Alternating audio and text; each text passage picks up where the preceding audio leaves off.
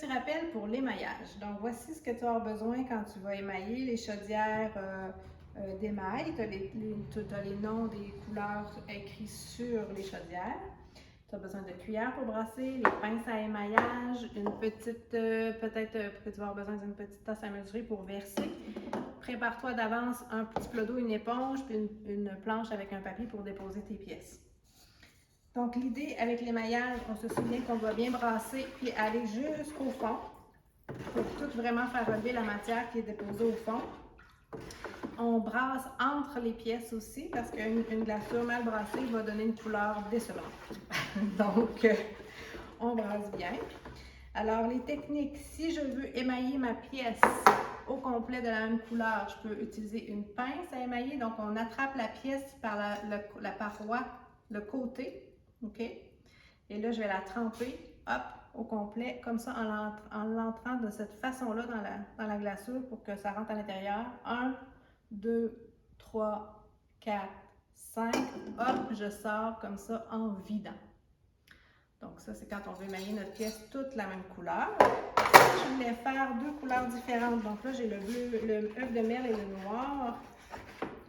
Si je veux mettre de l'œuf de merle à l'intérieur, ce que je vais faire, c'est que je vais... Donc, quand on veut faire une couleur intérieure différente que extérieure, on commence toujours par la couleur intérieure. Je prends de la glaçure avec ma petite tasse à mesurer. Je remplis ma pièce.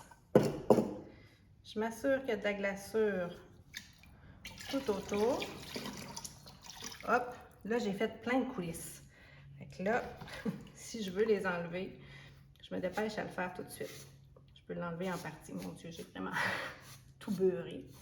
Bon, il y en a une coupe que je vais laisser, que je vais assumer. Donc voilà.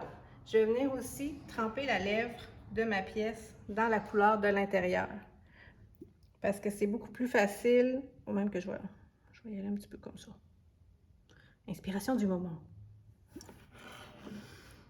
Fait que c'est beaucoup plus facile de faire la lèvre, la couleur de la glaçure intérieure que de réussir après avec la glaçure, la couleur extérieure, de monter jusqu'à la lèvre, on va faire couler à l'intérieur. Donc, une fois que ma pièce est sèche, je peux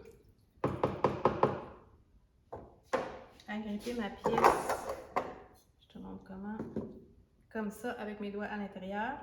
Je fais une pression vers l'extérieur, hop, j'entre dans le bassin de glaçure, je descends jusqu'à ce que je veux, jusqu'à la hauteur où je veux que la glaçure soit là. 3, 4, 5, hop, je remonte. Alors là, j'ai un peu superposé les glaçures, le noir par-dessus le œuf de merle. J'aurais pas fait le contraire, superposer du noir dans une glaçure pâle. Si on met une glaçure une par-dessus l'autre, on s'assure toujours que, pour pas contaminer les couleurs, c'est pas clair mon affaire. C'est que celle-là est tellement foncée que si je la plonge dans cette chaudière-là après, c'est sûr que je vais contaminer ma couleur. Mais celle-là, en plongeant là, il y a moins de chance. Donc voilà ce que je voulais vous dire. Et là, tout de suite, je me dépêche à venir essuyer le bas de ma pièce pour être sûr qu'il n'y a pas de glaçure qui reste. Donc, j'avais mis la cire, ce qui permet à la glaçure de s'enlever facilement. Mais c'est pas parce que j'ai mis de la cire que je laisse des gouttes comme ça. Parce que la cire va fondre dans le four, mais la glaçure, elle, va rester. Donc, il faut que je m'assure d'enlever toutes les grosses quantités de glaçure. C'est sûr que quand on a une glaçure avec de l'oxyde de fer rouge, donc le noir, le bleu variable, le brun, ça laisse un peu des taches. Fait que ça, c'est correct quand c'est taché comme ça. Ce que je veux pas, c'est qu'il y ait, mettons, des gouttes comme ça. Ça, c'est non. Fait qu'on essuie. Et voilà, pour le petit rappel, on est avec la glaçure.